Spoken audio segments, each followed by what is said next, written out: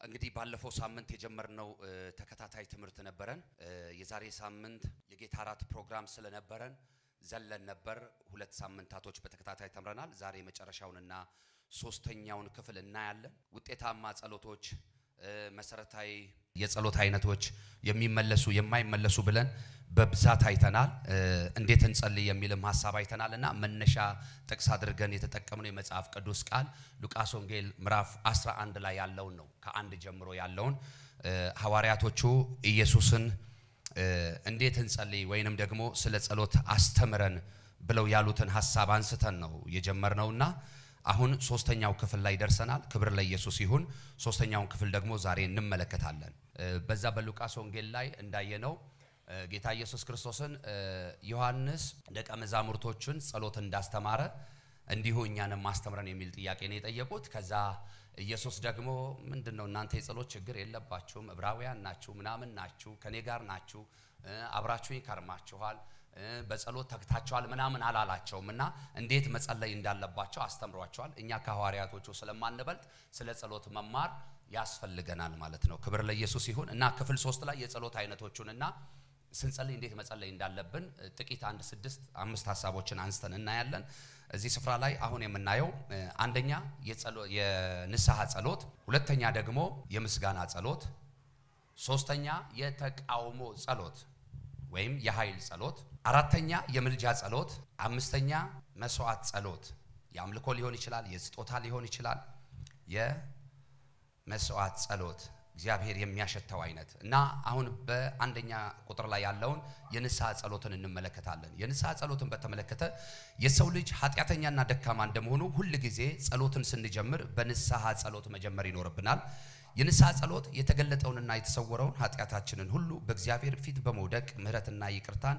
የምንቀበልበት የመጀመሪያው መንገድ ነው ክብር ለኢየሱስ ይሁን ሰዎች እንደገባቸው መጠን በእውቀታቸው ልክ በአደጉበት መንፈሳዊ እድገት ደረጃ ልክ ጸሎትን ከየትም እንዴትም ሊጀምሩት ይችላሉ ግን መሰረታዊ የሆነ ጸሎት ውጤታማ የሆነ ጸሎት ፍሬያማ የሆነ የሚመለስ ጸሎት መጸለይ ካለብንና ካስፈለገ ጸሎት ከየት መጀመር አለበት ከንስሐ መጀመር አለበት አንዳንድ ሰዎች ስለምን እኔ ጻድቅ ነኝ ሊሉ ይችላሉ አንዳንድ ሰዎች ስለምን እኔ በደልኩት በደል ወይም የሰራሁት ኃጢያትና ግፍ የለብኝም ሊሉ ይችላሉ መጽሐፍ ቅዱስ የእግዚአብሔር ቃል ሮሜ 3 ላይ ሲናገር ሰው ሁሉ ምን ብሏል ይላል ኃጢያትን ሰርቷልና ፓስተር ማቲ ታነብልናል ሰው ሁሉ ኃጢያትን ሰርቷልና የእግዚአብሔርን ክብር ምን ብሎባቸዋል ይላል ሰው በተፈጥሮ ራሱ ጎዶሎ ነው ሙሉ የሆነውና ሆነን የታየነው በልጁ በክርስቶስ ኢየሱስ ነው እሺ ሮሜ 3:23 ሁሉ ኃጢያት ሰርተዋልና የእግዚአብሔር ክብር ጎድሏቸዋል በኢየሱስ ክርስቶስ በሆነው ቤዛነት በኩል እንዲያው በጸጋው ይጸድቃል ክብር ለኢየሱስ ስለዚህ ሰው በባህሪው ሰው በተፈጥሮ ጻድቅ አይደለም ምንድነው ብለናል ኃጢያተኛ ነው ስለዚህ ኃጢያተኛ ከሆነን ደግሞ ሁሉ ጊዜ በእግዚአብሔር ፊት ስንቀርብ በንስሐ ልንቀርብ ይገባልና ጸሎታችሁን ሁሉ ጊዜ ስትጀምሩ ከንስሐ ጀምሩ ራስን ከማዋረድ በእግዚአብሔር ፊት ላይ በእውነት ከመቅረብ ጀምሩና ንስሐ የሌለበት የጸሎት ህይወት አይመለስም ሐዋርያት ሥራ ምዕራፍ 8 ቁጥር 22ን ጥቅስ ልስጣችሁ የመጀመሪያውን ይዛችኋል አይደለ ሮሜ 3:23 ሐዋርያት ሥራ ምዕራፍ 8 ከቁጥር 22 በዚህ ስፍራ ላይ ጠንቋዩ ሲሞንን ነው አይደለ ጴጥሮስ የገሰጸው ይሄንን ጸጋ እኔም ሰዎችን እንደዚህ አይነት አገልግሎት እንዳገለግላቸው ለኔም ምን በሉኛለ ስጡኛለ በምን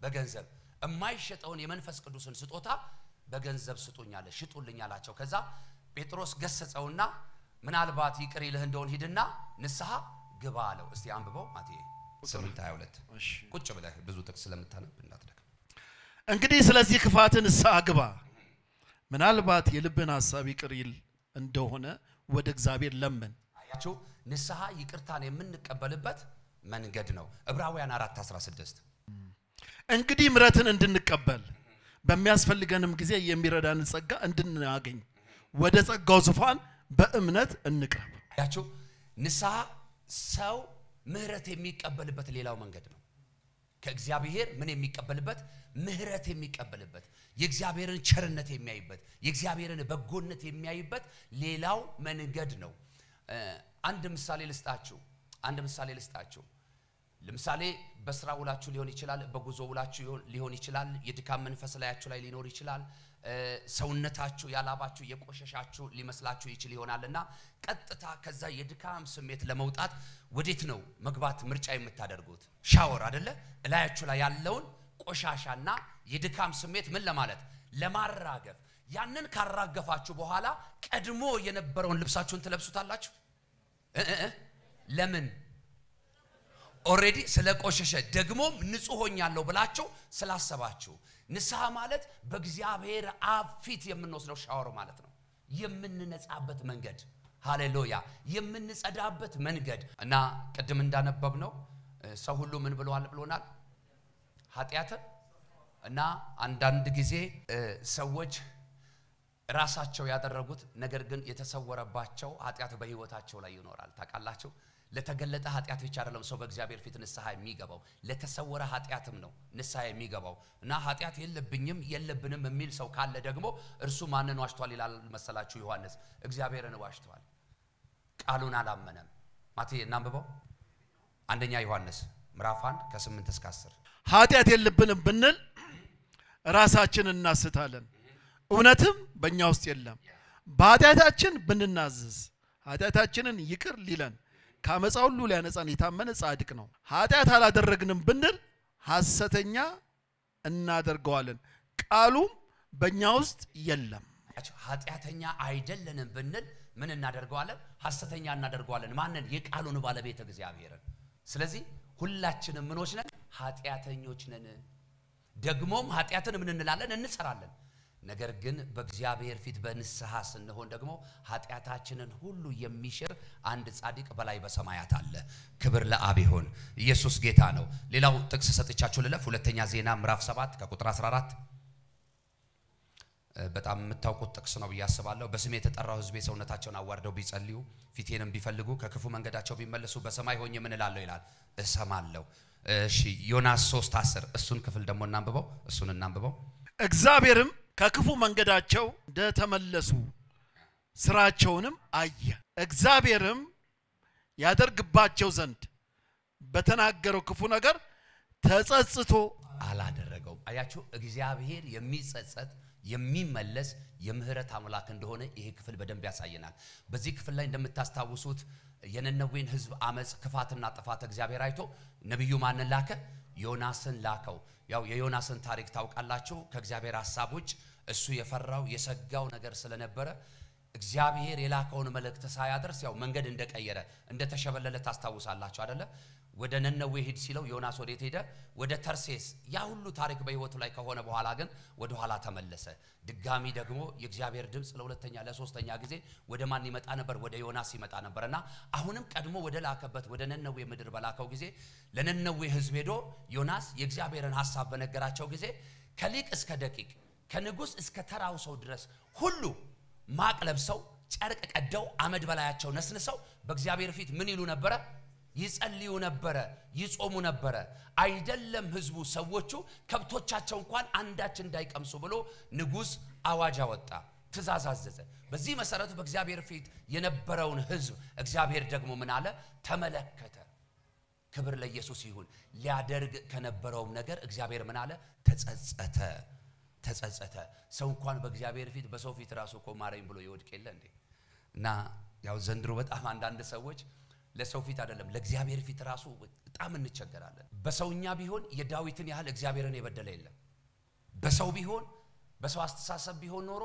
ደረጃ መዳቢው ሰው ቢሆን ኖሮ የዳዊትን ያህል ኃጢአት የሰራ ሰው የለም ነገር ግን እግዚአብሔር በመጽሐፍ ቅዱሳችን ውስጥ ከዘፍጥረት እስከ ራእይ ብታነቡ እንደ ልቤ የሚለው ሁለተኛ ሰው ማታገኙለት አንድ ብቸኛው ሰው ዳዊት ነው ለምን ያለው ይመስላችኋል ዳዊትን ለምን እንደ ልቤ ያለው ይመስላችኋል ምን የሚል የንስሐ ልብ የሚመለስ ልብ ሁሉ ጊዜ የእግዚአብሔርን ትልቅነት የእግዚአብሔርን አዋቂነት የእግዚአብሔርን ሁሉን ቻይነት የሚያምን ልብ አለው ከሰው ተሰውሮ ሰርቷል ነገር ግን ከእግዚአብሔር እንዳልተሰወረ ዳዊት ያውቃል ስለዚህ ሰሰራ ያየኝ ጌታ መስራቴን ልነግር ለኔ አይከብደኝም ይልና በእግዚአብሔር ፊት ይሄ ጸጋ ይብዛላችሁ ይሄ ጸጋ በኢየሱስ ስም ይብዛላችሁ። ኦኬ ጥቅስ ልጨምርላችሁ።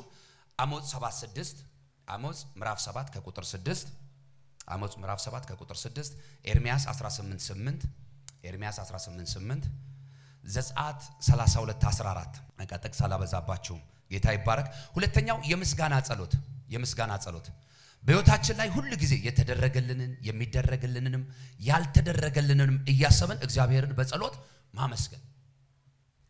አንዳንድ ሰዎች የምስጋና ልብ የላቸው። ብዙ ክርስቲያኖች ጸሎት ሲባል የጸሎት ህይወታቸው ሁሉ በጥያቄ የተሞላ ነው። ያሉበት የሚሄዱበት የሚኖሩበት ህይወት ሁሉ በጸሎት በጥያቄ የተሞላ ነው። ስለዚህ ለጸሎት ሲቀርቡ ጥያቄያቸው እንጂ የሚታያቸው ምስጋናቸው በፍጹም ትዝ አይላቸው። እግዚአብሔር ትላንት እንደረዳቸው ለማሰብ ይቸገራሉ።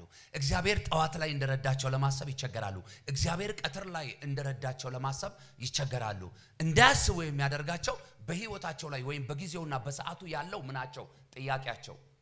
ክብር ለኢየሱስ ይሁን። እግዚአብሔር ለጥያቄ ሁሉ መልስ ነው። አጠገብ ያለውን ሰው ንካውና እግዚአብሔር ለጥያቄ ሁሉ መልስ ነው በለው። ስለዚህ አትጨነቅ፣ እግዚአብሔር ጥያቄዎችን ይመልሳቸዋል። ስለዚህ እግዚአብሔር ምስጋናን ይፈልጋል። እግዚአብሔር ምስጋናን ይወዳል። ከጥያቄዎቻችን ሁሉ በፊት ከንስሐችን በኋላ ውስጣችንን ካጸዳን በኋላ ምህረት ከተቀበልን በኋላ ቸርነቱን ከተቀበልን በኋላ በጎነቱን ካየን በኋላ ሃሌሉያ። አንዳንድ ጊዜ ገጥሟችሁ ያውቃል? ሰዎች ፊት ይቅርታ ብላችሁ ስትሄዱ ይቅርታ ሊያደርጉላችሁ አይደለም፣ ደግሞ በአይናቸው ሊያዩዋችሁ ፈቃደኞች አይደሉም። እግዚአብሔር ግን እንደዛ አይደለም። ሁሉ ጊዜ ፈልገነው አይደለም፣ ፈልጎ የሚያገኘን አምላክ ነው እግዚአብሔር። አንዳንድ ጊዜ በአንድም በሌላም አጋጣሚ ያስቀየማችሁትን የተቀየማችሁትን ሰው ፈልጋችሁ ያገኛችሁ ሰዎች አላችሁ። እዚህ ውስጥ ለመፈለግ እንኳን የሞከራችሁ ሰዎች አላችሁ። ካላችሁ ጌታ ይባርካችሁ። ግን ብዙ ሰዎች ጋር ይሄንን ነገር አይቼ አላውቅም። አያችሁ፣ እግዚአብሔር ግን ሰው አስቀይመን እንኳን አይደለም፣ ራሱን እግዚአብሔርን በድለን ራሱን እግዚአብሔርን አስቀይመን እግዚአብሔር ይፈልገናል። አሜን። የሚፈልገን ጌታ ደግሞ በንስሐ ካነጻን ካጠበን ከፈወሰን በኋላ ምን ይገባዋል? ምስጋና በሉስቲ ድገሙና በሉስቲ። መዝሙር 50 ቁጥር 23 ላይ እንዲህ የሚል ቃል አለ። የሚወደኝ ቢኖር ምንን ይሰዋልኛል ይላል። ሌላ ነገር አይፈልግም እግዚአብሔር። ከሚወደው ህዝቡ ከሚወደው ልጁ እግዚአብሔር የሚፈልገው ምስጋና ነው። ምስጋና ነው። ስለዚህ ሁሉ ጊዜ ጸሎታችሁን በጀመራችሁ ጊዜ ንስሐችሁን በተቀበላችሁ ጊዜ የጸሎታችሁ ርዕስ አሁን እዚህ ጋር ይቀየራል ማለት ነው። ወደ ምን? ወደ ምስጋና። ሰው ቢሆን የማያደርግላችሁን ቸርነት፣ ሰው ቢሆን የማይቀበላችሁን ንስሐ፣ ሰው ቢሆን የማያደርግላችሁን ደግነት ስላደረገላችሁ እግዚአብሔርን ምን ልትሉት የተገባ ነው? ልታመሰግኑት የተገባ ነው። ምክንያቱም ሁሉ ጊዜ በእኛ ህይወት የመጀመሪያው የመጨረሻው ገዢና ትልቁ ባለስልጣን ማ ስለሆነ እግዚአብሔር ስለሆነ ክብር ለኢየሱስ ይሁን። እና የምታመሰግኑት የጸሎታችሁ መልስ ከተመለሰ በኋላ አይደለም። ይሄ የሞኝ ሰው ባህሪ ነው። የምታመሰግኑት እግዚአብሔር በህይወት ስላኖራችሁ፣ ከበደላችሁ ስላነጻችሁ፣ ንስሐችሁን ስለተቀበላችሁ፣ እንደገና ደግሞ እንድትጸልዩ፣ እንደገና ደግሞ በፊቱ እንድትሆኑ እድል ስለሰጣችሁ እግዚአብሔርን ልታመሰግኑት የተገባ ነው። መዝሙር 50:23 ያዙ። ኤፌሶን 1:16 አጫጭር ሐሳቦች ስለሆኑ ላንብባቸው። መዝሙር 50:23 ምስጋናን የሚሰዋ እርሱ ያከብረኛል።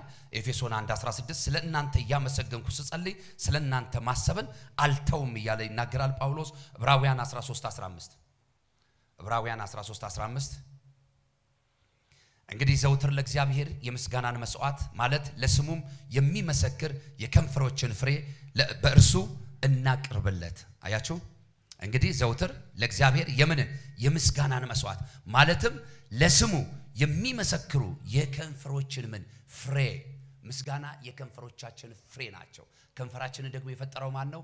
የሰማያት አባት እግዚአብሔር። ስለዚህ ከንፈሮቻችን ሁሉ ጊዜ እግዚአብሔርን ምን ሊሉት የተገባ ነው? ሊያመሰግኑት። ሲሞላልን ብቻ ሳይሆን፣ ጠግበን ስንበላ ብቻ ሳይሆን፣ ጥሩ ስንለብስ ብቻ ሳይሆን፣ ጥሩ ቤት ሰርተን ስንገባ ብቻ ሳይሆን ለእግዚአብሔር ስንት ጊዜ? ሁሉ ጊዜ። ከዛ ሶስተኛ የተቃውሞ ወይም የኃይል ጸሎት። የተቃውሞ ወይም የኃይል ጸሎት ፓስተር ማቴ ኤፌሶን 6:10-13 ከምስጋናችሁ በኋላ አሁን ወደ ጥያቄያችሁ ከመግባታችሁ በፊት ወደምትፈልጉት ነገር ከመግባታችሁ በፊት ወደ አምልኮ መንፈስ ከመግባታችሁ በፊት ምን ያስፈልጋል ማለት ነው የተቃውሞ ወይም የኃይል ጸሎት በአየሩ ላይ ያሉትን መናፍስቶች የሚበሩትን በመድር ደግሞ የሚርመሰመሱትን የናንተ ጥያቄ የጸሎታችሁ መልስ እንዳይመለስ የሚጋቃቱትን የሚታገሉትን የሚገዳደራቸውን ያንን መጀመሪያ ምን ማለት መምታት በቀረውስ በጌታና በኃይሉ ችሎት የበረታችሁ ሁኑ የዳቢሎስን ሽንገላ ተቃወሙ ዘንድ እንዲቻላችሁ የእግዚአብሔርን ዕቃ ጦር ሁሉ ልበሱ መጋደላችን ከደምና ከሥጋ ጋር አይደለምና ካለቆችና ከስልጣናት ጋር ከዚህም ከጨለማ ዓለም ገዢዎች ጋር በሰማያዊ ስፍራ ካሉ ከክፋት መንፈሳዊ ሰራዊት ጋር ነው እንጂ ስለዚህ በክፉ ቀን ለመቃወም ሁሉን ፈጽማችሁ ለመቆም እንድትችሉ የእግዚአብሔርን ዕቃ ጦር ሁሉ አንሱ ያው የሆነውን የእግዚአብሔርን ቃል አንሱ እሱ ጋሻ ይሆናል እርሱ ጦር ይሆናል እሱ መከታ ይሆናል እሱ አለኝታ ይሆናል ታውቃላችሁ ብዙ ሰዎች ህይወት ላይ ልክ እንደዚህ አይነት ነገር እንደዚህ አይነት ጸሎትን ሲያስቡ ለምሳሌ የተቃውሞን የኃይልን ጸሎት መጸለይ ሲፈልጉ አንዳንድ ሰዎች ምን እንደሚያስቡ ታውቃላችሁ ስጋና ደምን ያስባሉ ብዙ ጊዜ ገጥሞኝ ያውቃል በጉባኤ መካከል ላይ መናፍስትን እንቃወም ሲባል ሰዎች መቃወም የሚጀምሩት ሰዎችን ነው አጠገባቸው ሊኖሩ ይችላሉ ላይኖሩ ይችላሉ በሩቅ ሊሆኑ ይችላሉ በቤት ሊሆኑ ይችላሉ ነገር ግን በልባቸው ላይ እከሊትና እከሌ የሚባሉ ሰዎች ስላሉ ተቃውሟቸውን ሲጀምሩ ከዛ ይጀምራሉ መጋደላችን ከስጋና ከደም ጋር አይደለም ነው የሚለው ጳውሎስ ከጨለማው ዓለም ምን ጋር ገዢ ጋር ኃይለኛ ነኝ ካለው ጋር ከዚያ ከተጣለው መልአክ ጋር ነው ክብር ለኢየሱስ ይሁን የምትቃወመው ለይተወቅ በሉት ሰዎች ሊበድሏችሁ ይችላሉ ሰዎች ሊገፏችሁ ይችላሉ ሰዎች ሊወጓችሁ ሊያደሟችሁም ይችላሉ ነገር ግን ፕሮግራሙ የሰዎች አይደለም ፕሮግራሙ የአጋንንት ነው ስለዚህ በሰዎቹ ስጋና ደም ውስጥ ያደረው ያንን የጨለማ መልእክተኛ በስሙ ኃይል እንመታዋለን ለዘላለም የተመታ ይሁን ታውቃላችሁ ሁለት ነገር እናተርፋለን የመጀመሪያ በዛ መንፈስ የተያዘብንን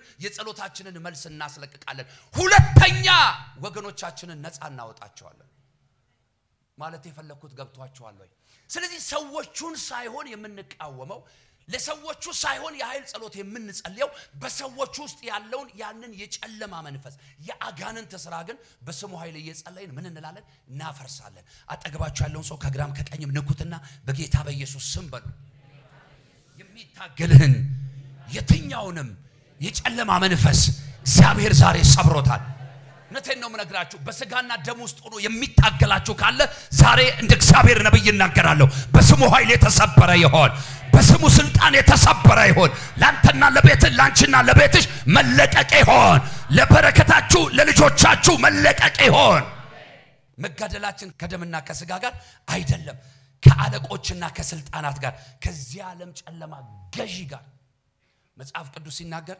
የዳንኤልንም ጸሎት ይላል አይደል ለስንት ቀን ለ21 ቀን የፋርስ አለቃ አየሩ ላይ ያለ የአጋንንት ስፒሪት ምን አለው ይላል ተቋቋመው ታቃለ የዳንኤልን ያለ በጸሎት የበረታ የለም የመጀመሪያ ሳምንት ላይ በደንብ አውርተናል ስለሱ ጸሎት ይሄን ትምህርት ስንጀምር አይደለ የሱን ያለ በረታ የለም በቀን 3 ጊዜ በአምላኩ በእግዚአብሔር ፊት ምን የሚል ነው የሚጸልይ ነው ለሱ ረፍቱ ጸሎቱ ነው የሆነ ነገር መጣ ሲባል አይደለም ዳንኤል የሚጸልየው ቀድሞ ነው የሚጸልየው በቃ ጸሎት ለሱ ስራው ነው ሆቢው ነው በቃ ልምዱ ነው ከጸሎት የሚያጎለውን ነገር አይፈልግም ይሄን ባህሪውን ስለሚያውቁ ነው ይሄን መልካም መንፈሱን ስለሚያውቁ ነው ጠላቶች የተነሱበት ነገር ግን ዳንኤል ጠላቶች በተነሱበት ጊዜ የጸለየው ጸሎት ሳይሆን ያስመለጠው ጠላቶች ሁሉ ወዳጆች በነበሩበት በሰላሙ ቀን የጸለየው ጸሎት አስመለጠው ከታትሉኝም ከአንበሳ ጉርጓድ የሚባላውን ረፍት አርጎ አሳደረው እግዚአብሔር በጌታ በኢየሱስ ክርስቶስም በጠላቶቻችሁ በገዳዮቻችሁ መካከል ረፍት ይሁንላችሁ ሰላም ይሁንላችሁ በረከት ይሁንላችሁ ደስታ ይሁንላችሁ ረፍት የሚከለክላችሁ አለ ከላይም ከታችም ከሰማይ ከምድር ከየትም አቅጣጫ የመጣ የእግዚአብሔር ፕሮግራም የሌለበት የአጋንንት ፕሮግራም ዛሬ ይሰረዝ በኢየሱስ ስም እና ባለፈው ጊዜያት ነግሬያችኋለሁ ብዙዎቻችን ዛሬ የምንኖረው ህይወት የትላንትና የጸሎታችን መልስ ነው ብያቸዋለሁ ዳንኤል አዋጁ ከወጣ በኋላ የጸለየው ጸሎት ሳይሆን ከአዋጁ በፊት አገር ሰላም ይያለ ሁሉ አማን በነበረ ጊዜ የጸለየው ጸሎት ነው የተመለሰለት ክብር ለኢየሱስ ይሁን ግዴላችሁም ህይወታችሁ ላይ አንዳንድ ያልተመለሱ ነገሮች ስላሉ እግዚአብሔር የለም እንዳትሉ ወይም እግዚአብሔር አልሰማኝም አይሰማኝም እንዳትሉ የሚመለስና የማይመለስ ጸሎት ብለን ባለፈው ሳምንት አይተናል አልደግመውም እሱን እግዚአብሔር በእኔና በእናንተ ጥያቄና መልስ የሚለካ አምላክ አይደለም እርሱ ሁሉ በሁሉ የሆነ ሁሉን ቻይ አምላክ ነው ስለዚህ በጊዜውና በሰዓቱ ይመልሰዋል ከኛ ግን የሚጠበቀው ሁሉ ጊዜ ምን ማለት መጸለይ ማንንም ማይክሮ ሰከንዷን ሸራርፎ ሊያፈጥነውም ሊያዘገየውም አይችልም ክብር ለኢየሱስ ይሁን ስለዚህ በጌታ በኢየሱስም የጸሎት መንፈስ ይብዛላችሁ ጥቅስ ልስጣችሁ አሁንም ያዕቆብ 4:7 እንግዲህ ለእግዚአብሔር ተገዙ የዲያብሎስን ግን ስራ ተቃውሙ ከእናንተም ይሸሻል እንግዲህ ለእግዚአብሔር ምን በሉ ተገዙ ዲያብሎስን ግን ተቃውሙ ከእናንተ ይሸሻል ማርቆስ 3:27 እስቲ እቺን አንብበልን ፓስተር ማቲ ዋው ምክንያቱም አሁን ከዚህ በኋላ ወደ ጥያቄያችሁ ወደምትፈልጉት ነገር እግዚአብሔር በህይወታችሁ እንዲያደርግ እንዲሰራ እንዲሰጣችሁ ልትቀበሉ ወደምታስቡት ነገር ልትገቡ ስለሆነ ይህንን የኃይል ጸሎት ይህንን የተቃውሞ ጸሎት ሁሉ በጸለያችሁ ጊዜ ይሄ ከእግዚአብሔር እንዳትቀበሉ እንዳትባረኩ እንዳታገኙ የሚፈልገውን የአጋንንትን ኃይል ስትመቱት ስታስሩት የምትፈልጉትን ሁሉ በነጻነት ምን ትላላችሁ ትቀበላላችሁ እሺ ነገር ግን አስቀድሞ ኃይለኛውን ሳያስር ወደ ኃይለኛው ቤት ገብቶ እቃውን ሊበዘብዝ የሚችል የለም ከዚያም ወዲያ ቤቱን ይበዘብዛል ክብር ለኢየሱስ ይሁን የኃይለኛውን ቤት ሳያስር ማንንም የኃይለኛውን ቤት ወይም እቃውን ሊበዘብዝ አይችልም ነገር ግን ኃይለኛው ከታሰረ በኋላ የኃይለኛውን ቤት ምን ማለት ይችላል መበዝበዝ ይችላል ክብር ለኢየሱስ ይሁን አያችሁ የኃይል ጸሎት የተቃውሞ ጸሎት በጸሎት መንፈስ ውስጥ በመኖር ወይ በጸሎት ጊዜ በመኖርበት ጊዜ የሚያግዘንና የሚጠቅመን አንዱ ነገር የምንፈልገው ነገር በትግል መቀበል አይኖርብንም አንታገለው ለምሳሌ አንዳንድ ሰዎች የሆነ ስራ ይጀምራሉ ትግል ነው በቃ ማለት ጉልበት ነው የሚፈጁበት ገንዘብ ነው የሚፈጁበት ጊዜ ነው የሚፈጁበት ከሚፈልጉት ነገር ጋር ቶሎ አይገናኙም ያኔ ቆም ብሎ ባሰብ ለምን ይሄ ሆነ አያችሁ ከዛ ከምትሰሩት ስራ ጀርባ ላይ የሆነ የተቀመጠ ነገር አለ ራሱን ኃይለኛ ነኝ ብሎ ለራሱ ስም ለራሱ የሆነ ስልጣን ፖዚሽን የሰጠ እሱን መጀመሪያ መምታት አለባችሁ ወደምትፈልጉት በረከት ለመግባት ቀኞቻችሁን ከፍ አድርጉ ነገራችሁን ያዘገየ በረከታችሁን የያዘ ልጆቻችሁን የያዘ ፋይናንሳችሁን የያዘ ዛሬ በስሙ ኃይል የተመታ ይሆን ኃይለኛ ነኝ ያለውን ኃይለኛ የሆነው የናዝሬቱ ኢየሱስ ዛሬ በስሙ ኃይል መጣው በስሙ ስልጣን መጣው ላንቺና ለበረከትሽ መገናኘት ይሆን ተባርኮ መቅረት ይሆን ዋው እስቲ ዛሬ በሉ በጌታ በኢየሱስ ስም የኃይለኛውን ቤት የአጋንንትን ቤት የጨለማውን ቤት በስሙ ስልጣን በስሙ ኃይል መትቸዋለሁ ቤቴ በሉ በረከቴ በሉ ሰላሜ በሉ ደስታዬ በሉ ትዳሬ በሉ ልጆቼ በሉ በስሙ ኃይል ዛሬ ተፈተዋል አሜን ስትሉ ይሁንላችሁ አሜን ስትሉ ይሁንላችሁ አሜን ስትሉ ይሁንላችሁ ጄላስታካ ፕራዳ ላባጋ ያራላቦስ አላውቅም የሆነ ሰው በረከቱ ተለቀቀ የሆነ ሰው በረከቱ ተለቀቀ ላይ ጌታ የሆነ ሰው በረከቱ ተለቀቀ ላይ ጌታ ለብዙ ዘመን የተበላ የተዋጠ ዛሬ ተተፋለኝ እግዚአብሔር ከዚህ ቃል ኃይል የተነሳ የጠላትን ቤት መበዝበዝ ሆነለ የጠላትሽን ቤት መበዝበዝ ሆነለሽ የተወሰደብሽ ታልፎ ተሰጠሽ ዛሬ ቀጥሎ ሉቃስ 10:19 ሉቃስ 10:19 ይሄንን ብዙዎቻችሁ ታውቁታላችሁ ይሄን ጥቅስ እሺ ፓስተር ማቲ በለው እስቲ ባንተ ድምጽ እነሆ እባቡና ጊንጡን ትረግጡ ዘንድ በጠላት ኃይል ሁሉ ላይ ስልጣን ሰጥቻችኋለሁ የሚጎዳችሁ ምንም የለም አጠገብ ያለው ሰው ንካውና የተቀበልከው የልጅነት ስልጣን ከየትኛው ማዕረግ ከየትኛው ስም ይበልጣል በጣም ብዙዎቻችሁ የምታምኑት የታይትል ኔም ነው ማለት ይሄ በጸጋ ስጦታ ባንድም ይሁን በሌላ ሰዎች በተቀበሉት ነገር ነው የምታምኑት ለምሳሌ ነብይነት ይበልጣል ልትሉ ትችላላችሁ ፓስተርነት ዘማሪነት አስተማሪነት ወንጌላዊነት ልትሉ ትችላላችሁ ምንም ልትሉ ትችላላችሁ እኔ የገባኝ እውነት ግን እኔ ደረስኩበት መንፈሳዊ መረዳት ግን ልጅነት እንደሚበልጥ ከነብይነት ልጅነት አይበልጥም የእግዚአብሔር ሰው እሺ ልጅነት ይበልጣል ለምትሉ አጨብጭቡ ለጌታ ክብር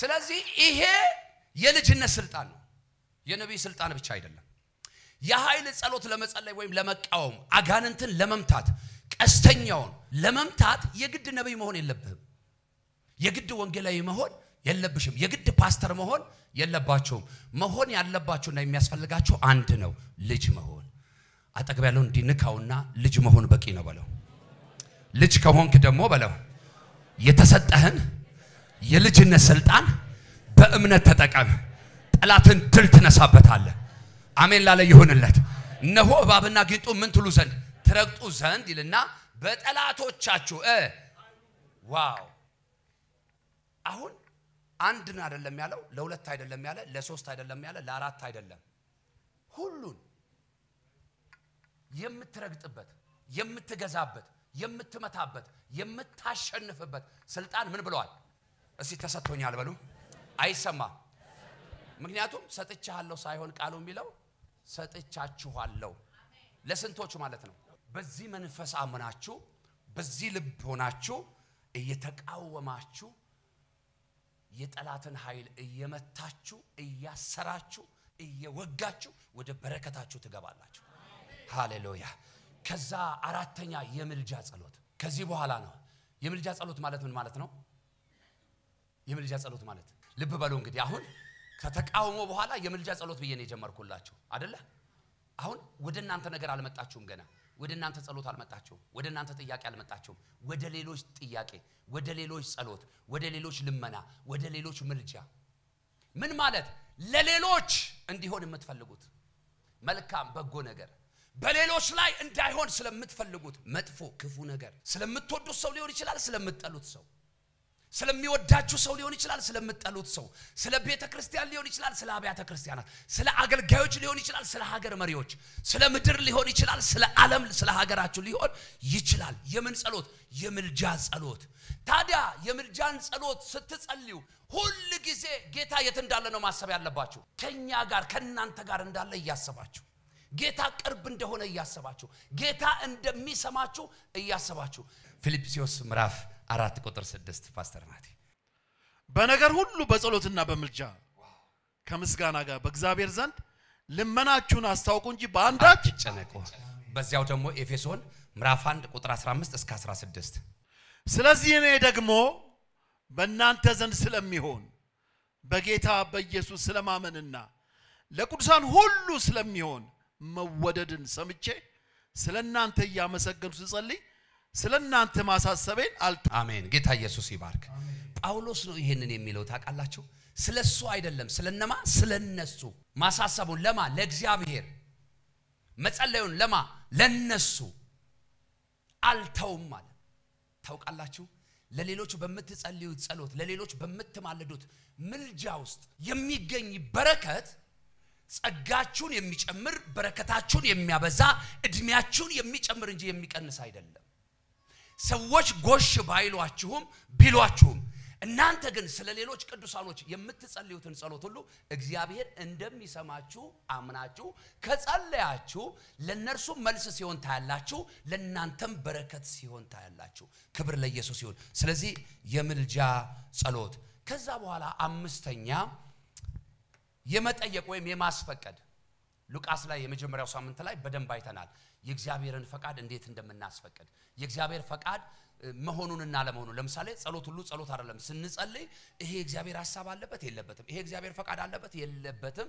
ብለን የምናውቅባቸውን መንገዶች ባለፈው ጊዜያት አይተናል የመጠየቅ ጸሎት ወይም ደግሞ የማስፈቀድ ጸሎት በህይወታችን እንዲሆን የምንፈልገው ነገር እግዚአብሔር አሳልፎ እንዲሰጠን የምንጠይቀው ጸሎት ማለት ነው የምንጠይቀው ወይም የምንፈልገው ነገር የእግዚአብሔር ሐሳብ መሆኑን መጠየቅ መረዳት ወደ ህይወታችን የሚመጡ ነገሮችን ሁሉ ለመቀበልም ላለመቀበልም የእግዚአብሔርን ሐሳብ ማወቅ ወይም ፈቃዱን መለየት ይተበቀብናል ክብር ለኢየሱስ ይሁን ያው ሉቃስ ላይ አይተናል 11:2 ላይ ሉቃስ 11:2 ላይ አላቸውም ስትጸልዩ እንዲበሉ በሰማይ የምትኖር አባታችን ሆይ ስምህ ይቀደስ መንግስትህ ትምጣ ፍቃድህ በሰማይ እንደሆነች እንዲሁ በምድር ትሁን የዕለት እንጀራችንን ዕለት ዕለት ስጠን ኃጢያታችንም ይቅር በለን እኛ ደግሞ የበደሉን ሁሉ ይቅር ብለናልና ከክፉ አድነን እንጂ ወደ ፈተና አታግባን እንዲህም አላቸው ከናንተ ማናቸውም ወዳጅ ያለው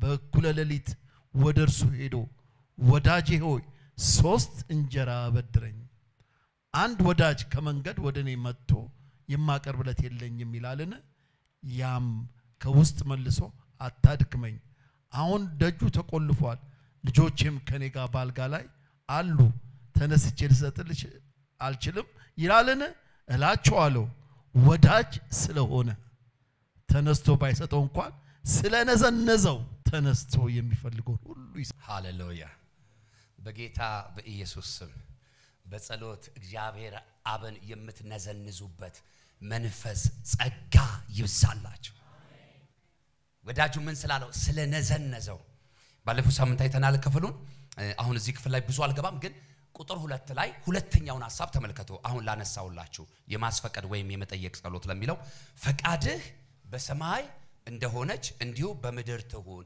ኢየሱስ ሐዋርያቱን ይሄን ትምህርት ሲያስተምራቸው ምን ለማለት ፈልጎ ነው ይሄን ቃል ይሄን አረገ የተጠቀመው የምትጸልዩት ጸሎት የምትለምኑት ልመና ሁሉ እንደማን ፈቃድ እንደ እግዚአብሔር ፈቃድ እንዲሆን ጸልዩ ወይም ለምኑ ይያላቸው ነው ስለዚህ የምትጸልዩት ጸሎት ሁሉ እንደማን ፈቃድ ይሁን እንደ እግዚአብሔር ፈቃድ ይሁን እግዚአብሔር የሚያጠፋንን ነገር አይሰጠንማ የሚገለንን ነገር አይሰጠንማ አሁን አንድ ሰው ከዚህ ውስጥ ተነስቶ እንደው እግዚአብሔር ሆይ ዛሬ ነፍሴን ወሰዳት ብትል ይወስዳል ይችላል አንድ ሰው ተነስቷል እግዚአብሔር ሆይ ነፍሴን ወሰዳት ማለት ይችላል ግን እግዚአብሔር ያደርጋል ኦኬ እግዚአብሔር ደግሞ መጥቶ ዛሬ ነፍስን ካንተ ለወስዳት ነው በቃ ብሎ ቢል የሆነ ትልቅ ሰውዬ ሊያስቀር ይችላል የእግዚአብሔር ፈቃድ ማለት እንደዚህ ነው የእግዚአብሔርን ፈቃድ ማንንም ማዘግየት ማንንም ማፍጠን አይችልም ከዛ ማርቆስ 11:24 ፓስተር ማቲ ከደረስ ቶሎ ያነበብክልን ለፍ ቁጥር 24 ብቻ ማርቆስ 11:24 ከዛ ሉቃስ 22:42 ስለዚህ ላችኋለሁ የጸለያችሁትና የለመናችሁትን ሁሉ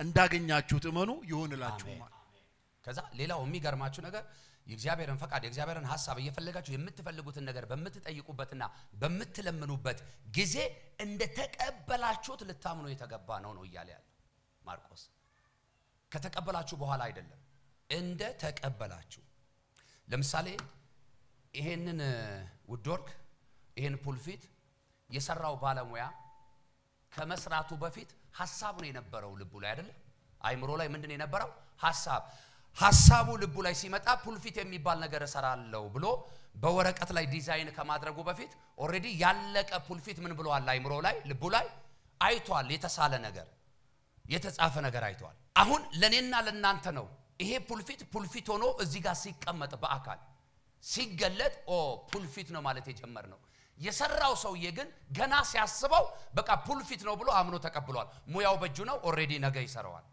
አግኝታችሁኛል በእግዚአብሔር ዓለም ውስጥም አማኝ እንደዚህ ነው መሆን ያለበት ገና ከእግዚአብሔር ለመጠየቅ ለመለመን ለመቀበል ሲያስብ የለመነውን ሁሉ እንደተቀበለ መቁጠር አለበት እግዚአብሔር ያንን ልመና ያንን ጸሎት ይመልሰዋል አይመልሰውም ሌላ ጉዳይ ነው ቅድም እንደነገርኳችሁ የእግዚአብሔር ፈቃድ አለበት የለበትም የሚለውን ደግሞ ቼክ ማድረግ ያስፈልጋል ነገር ግን የለመነውን ሁሉ ምን እንዳለን እንደተቀበልን ልናስብ ይገባል ሉቃስ 22:42 ጌታ ኢየሱስ ክርስቶስ በወንበዴዎቹ መካከል ቆሞ ያለው እሺ ሉቃስ 22 ጥቅስ የምትይዙ ሰዎች ብትፈቅድ ይቺ ጽዋ ከኔ ውሰድ ነገር ግን የኔ ፈቃድ አይሁን ያንተ እንጂ ይጸልይ ነበር ማን ነው ይሄንን ጸሎት ይጸልይ ነበረው ኢየሱስ ፍጹም ሰው ፍጹም አምላክ ሆኖ በግራና በቀኝ ያሉ ወንበዴዎች የየራሳቸውን ሐሳብ ሲያስቡ እርሱ ደግሞ የእግዚአብሔርን ሐሳብ ማሰብ ጀመረና እንዲህ አለ ብትወድስ ይችን ጽዋ ከኔ ግን የማፈቃድ ይሁን አለ እሺ ቀኛችሁን ከፍ አድርጉና እግዚአብሔር ሆይ በሉ በህይወቴ ሁሉ ላይ ያንተ ፈቃድ ብቻ ይፈጸም አሜን ላለ ይሁንለት የመጨረሻውና ስድስተኛው ሐሳብ የመስዋዕት ጸሎት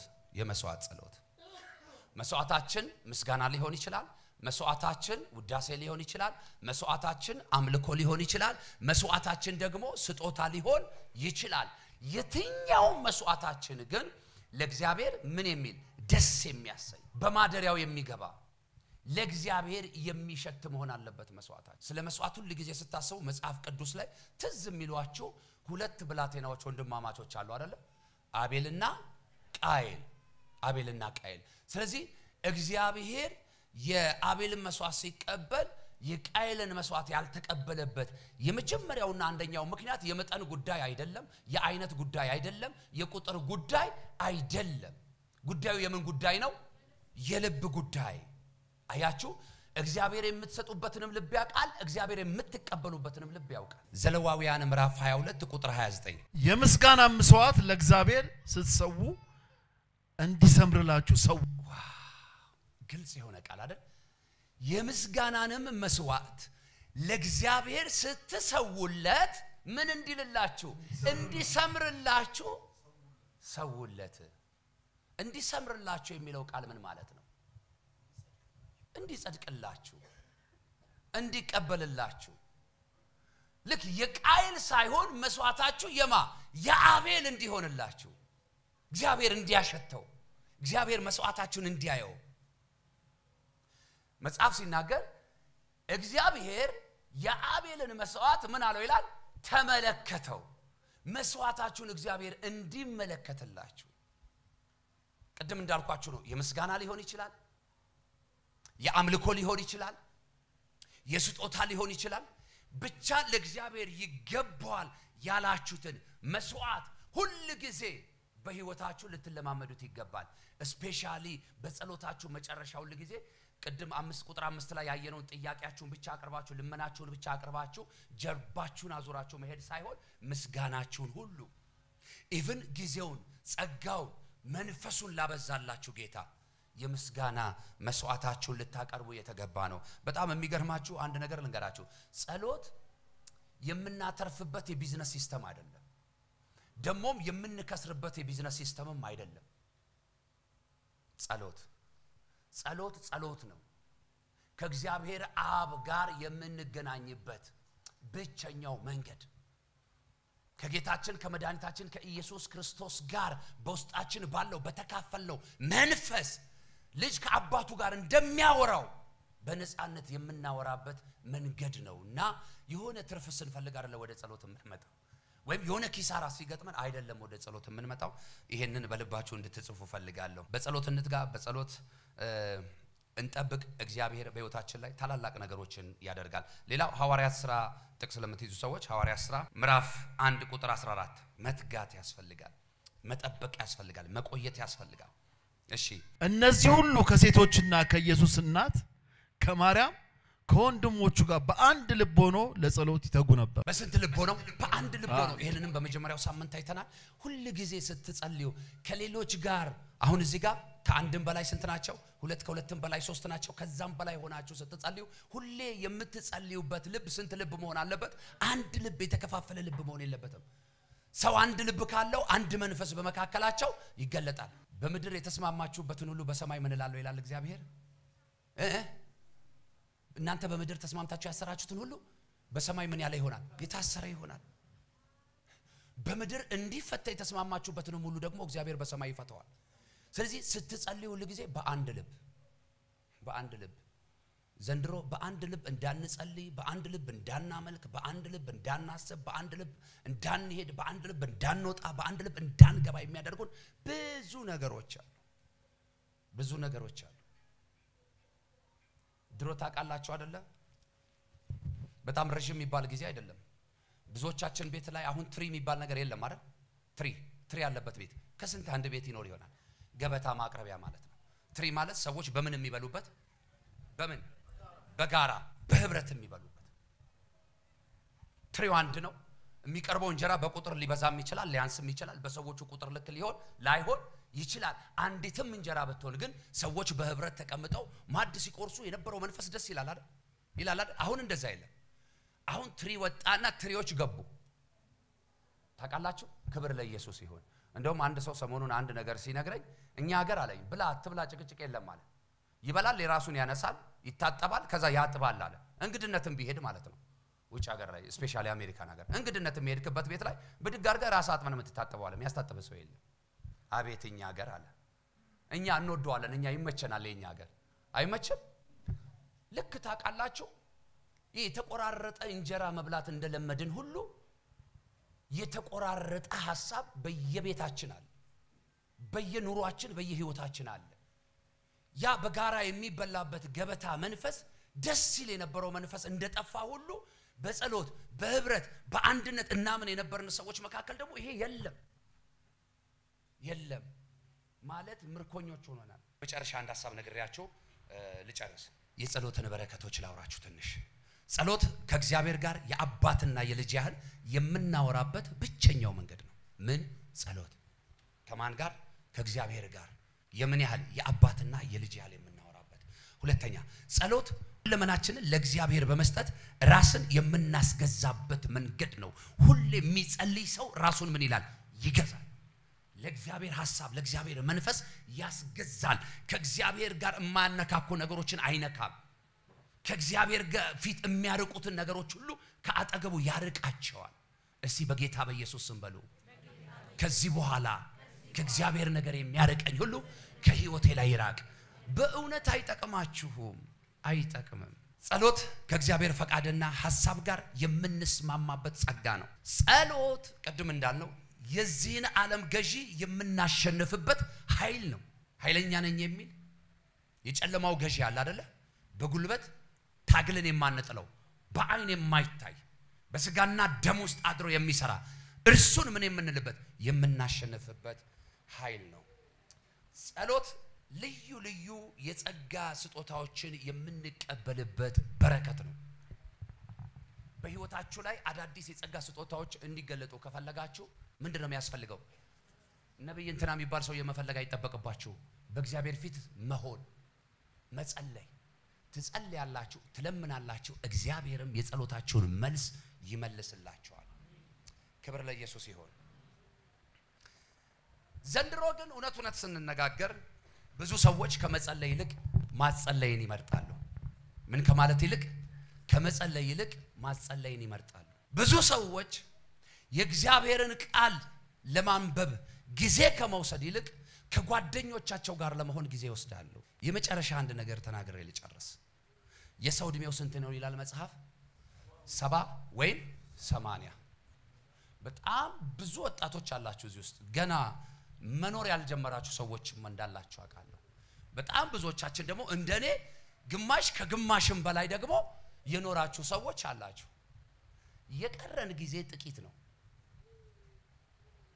የቀረችን ጊዜ ጥቂት ነች።